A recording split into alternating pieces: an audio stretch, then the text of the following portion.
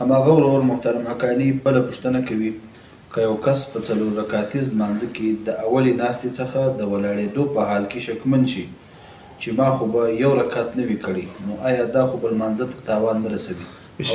او په دې حالت کې به شخص یا کس څه وکړي؟ بسم الله الرحمن الرحیم. حامدا و مصلیا. محترمه زه غواړم چې په دې باره کې څه تفصیل وکړم. اول سجده سهو چې کېږي تر یوه سلام وروسته کېږي، او که تر ډېرو سلام وروسته چې د سوال زیادت کوم صحیح سوال پکښې راځي، صحیح سوال جواب راځي. سجده سهو تر یوه سلام وروسته ده که تر دوه؟ زموږ دایم ملا صاحب چې هو الصحیح هم ورسره ویلی دی، هغه وایي تر دوه سلامو وروسته ده، لیکن صحیح ورسره وایي او شامله دی محترم ملا صاحب چې د نورو علماو سره نقل کړي یا صح ورسره وایي، او دا د کافي قولم دی چې زایل روایت هم دی. زموږ اصول دی چې زایل روایت د اصح سره راشي، یعنی د ادنا لفظ سره راشي، لا ترجیح پر بله خوا باندې هغه ترجیح ده. نو اصح دا دی چې سلام په سجده سهو کې یوې خوا ته ګرځي، او فرق په دې کې نشته د مقتدي و د امام او د منفرد. حتی شامي ملا صاحب وایي که چیرې پر چا سجده سهو پاته و دوې خواو ته سلام وګرځاوه او بیا یې راولاړ سو سجده وکړله، دوه خوا سلام وستوي، دا مطلق یا سجده سهو کړې نه ده، لمونځ یې سره د قرات ادا شوی دی. څه معنا؟ یعنی چې سړی لمونځ مکروه وکړي وروسته په پای کې سجده سهو وکړي خو د قراته وځي، لیکن که ده تر دوه سلامه وروسته وکړه لمونځ یې سره د مکروهوالي ادا دی، د قراته څه نه وځي. دا یو، دا خبرې ته ښه غوږ ونیسئ، دا ښه په تحقیق سره واورئ. دا یو. دوهم سوال، دغه اوس نو سجده سهو پر څه شي کېږي چې یا فرض تاخیر سي یا واجب پاتې سي یا واجب تاخیر سي، په دا درو ځای کې فرض مؤخره سي هم. نو اوله دغه سوال پرته پرې کوم، که چیرې سړی پر دوه رکعاته باندې چې باید کښېني درې رکعتیز لمونځ یا څلور رکعتیز دی قرار ولاړ شو، چې ولاړ شو درې حالته دي، درې حالت. یو حالت دغه دی چې دی و ناستې ته نږدې دی خو بس کښېني نه چې دوه رکعاته دي سجده سهو هم نشته باید. دویم حالت دا دی چې ولاړې ته نږدې یو خو سم دم نه یې درېدلی، دا دې هم کښېني په پای کې د سجده سهو وکړي. درېیم دا دی چې سم دم جګ ودرېدی، نو بیا دې نه کښېني، بیا دې نه کښېني په پای کې سجده سهو وکړي، ځکه د اوله ناسته هم واجب ده، اتحیات په اوله ناسته کې هم واجب ده. نو دوه واجبه پاتې سوه، دا بیا فرق نه لري که دوه واجبه پاتې شي که درې، دا سجده سهوي تداخل خوري، د ګور دپاره یوه صحیح کېږي. اوس نو که دی جګ ولاړ شو بیا کښېنستی څنګه دی؟ بعضې علما ویل لمونځ یې فاسد شو، ځکه دا نه ولاړه خو فرض وه، څلور رکعته دی، درېیم رکعت هم فرض دی، ده دا فرض پرېښوی واجب ته چې هغه ناسته ده، لیکن دا سخت خطا شوی دی. هغه دا دی چې ده خو دا درېیم رکعت نه دی پرېښی پلخته، خو ویې ځنډاوه ورته، فرض یې ورته وځنډول، دی بېرته کښېني اتحیات وایي، بېرته راپورته کېږي، درېیم رکعت بیا کوي. نو چې بیا وکړي نو کومه دی چې فرض ورته پاتې شو. نو اصح کول دا دی چې دغه ډېر بد کار وکړي چې جګ ولاړ شو بیا بېرته کښېنستی، ډېر بد کار یې وکړي، خو سره د ډېر بد کار لمونځ نه پاسېږي، په پای کې سجده سهو چې وکړي لمونځ یې صحیح دی. دا بله مسله، دا ستا د مسلې جواب شو. مسله که سړی راولاړ شو، دا درې حدیثونه راځي موږ د دروس وایي سجده سهو کله که ته راولاړ شو شکمن شو چې دوه رکعاته مې کړي دي که یو.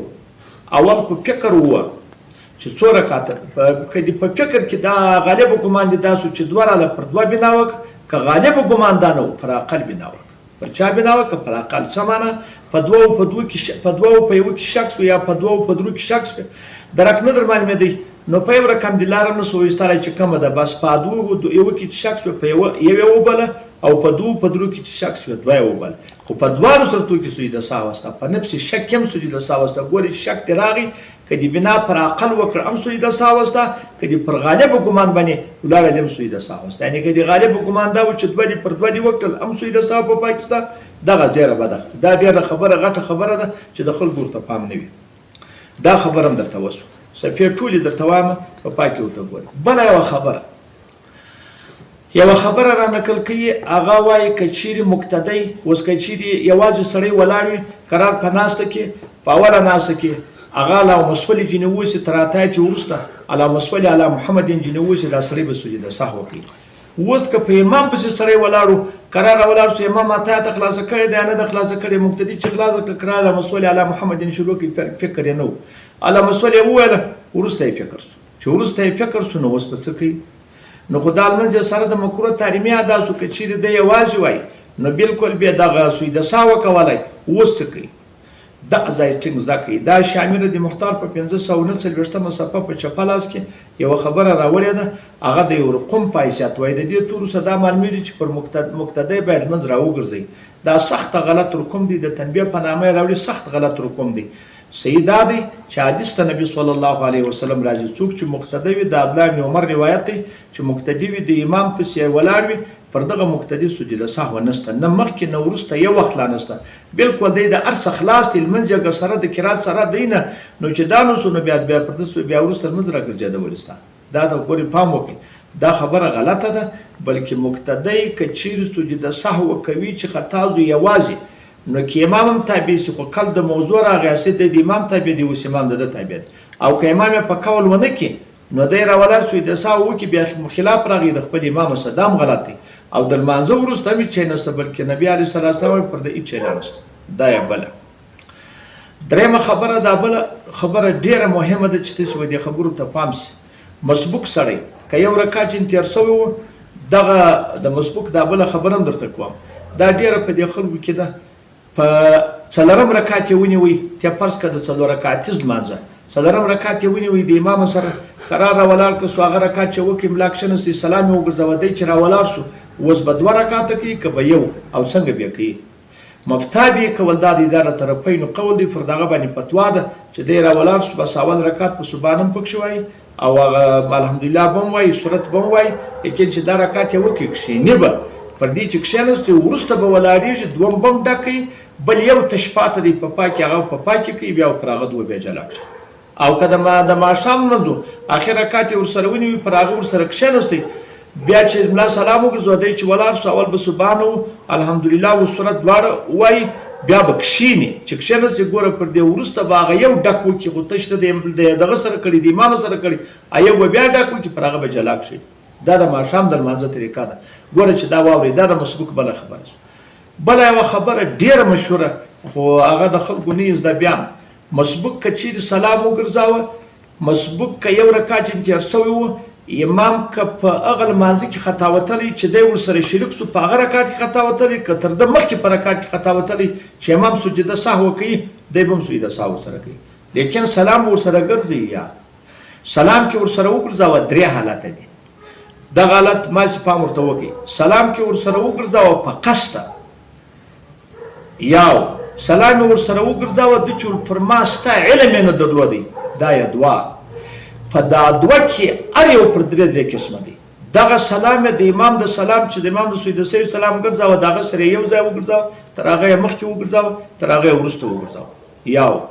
او دغه رقم کې علم نه درلودی، دا خو په قصد و 3 سو، او که علم نه درلودی د چې پر ما ستا بیا مخکې وګرځوه یو ځای یا وروسته، په 4 صورتو کې لمونځ فاسد دی. لمونځ فاسد دی، د مقتدي مطلق لمونځ فاسد تو کله که مسبوق. دا ډېره یو نادره مسله ده چې زده مو شي. او که چیرې په یره وګرځاوه، په یره چې وګرځاوه، فکر یې نه و چې پر ما سلام ستا، بیا د امام سره یو ځای وګرځوه، که د امام مخکې وګرځوه، که د امام وروسته، په دا 3 صورتو کې لمونځ نه فاسدېږي. بیا دا خبرو ته غوږ ونیسئ. د امام سره په یره سلام وګرځاوه، دغه بیا چې دی خپل منځ راګرځي، امام سلام وګرځي، بیا سجده سهو سته یا نسته، دا کله که د سجده سهو د سلام سره خطا وکړه. اوس بیا بالکل دا بله راځي، که د آخر سلام امام ګرځاوه مسبوق چې هغه یو رکعت چې تېر سوی، ده دا ګمان چې زه خو بس فکر یې نه و د چې لمانځ سره کوي، د سلام ورسره وګرځاوه. دا څنګه دی؟ دلته 3 صورته دي، په هر صورت کې 3 صورته دي، نه صورته دي. لکه په اول کې که چیرې ده راولاړ سو، سلام په قصد ورسره وګرځاوه، یا علم نه درلودی د چې ول پر ما باندې دا سلام هم شته چې زه ورسره ګرځوم، دا یا 2. پر هر تقدیر که تر امام مخکې وګرځاوه، که تر امام وروسته وګرځاوه، که د امام سره یو ځای وګرځاوه، لمونځ یې فاسدېږي. دا ځای ته پام وکړئ. او که په یره وګرځاوه، دلته که دا ځای ته مو پام سو، که په یره وګرځاوه، فکر یې نه و، هغه که یوې خواته وګرځاوه، که په یره وګرځاوه، تر امام مخکې وګرځاوه، یا د امام سره یو ځای وګرځاوه چې د الف سره د امام السلام د دا سلام برابر، نو بالکل لمونځ هم نه فاسدېږي، دی چې خپل رکعت راګرځي، پاکې سجده سهو هم نشته باید. او که تر امام تر سلام وروسته وګرځاوه، نو بیا پر ده په هغه راتلونکي لمونځ چې دی خپل پرکې په پاکې به سلام ورسره ګرځي، دغه سجده سهو ورسره کوي. دا ځای د خلکو پام نشته. دلته قرار هغه سلام دا سلام رضی مختار سره ګډ کړي دي، قرار دوی راولاړ شو برای فرق نشي کولای. دومره سخته مساله ده.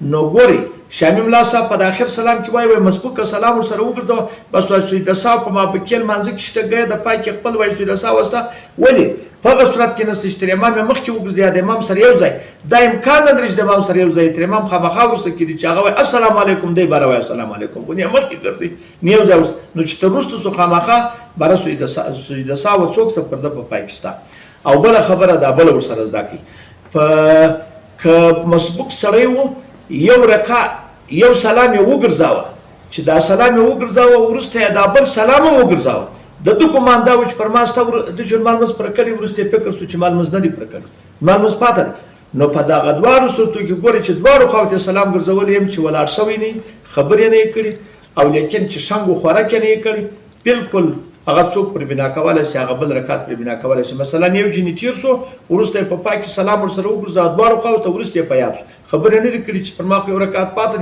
بس په رکعت دی ولاړ شي په پاکي د سوق کې سوی د ساو کې رکعت سید دا ټوله صفیه هغه بحر رایق دوم ټوکې وسل شپډاوی دارالعلوم دیوبند څلرم ټوک 298 تحتوی د دل مختار جلد اول 312 اسان پتاوا څلرم ټوک 420 کفایت الوقت درم ټوک 414 شامل د مختار یپلا 520 هغه جلد اول او دغه مسله بیا خود دغه 540 بیا دغه مسله په 550 کې چې هغه پر دوه رکعات باندې ولاړ شي او دا 540 او 550 دا شامل دي مختار والله سبحانه اعلم.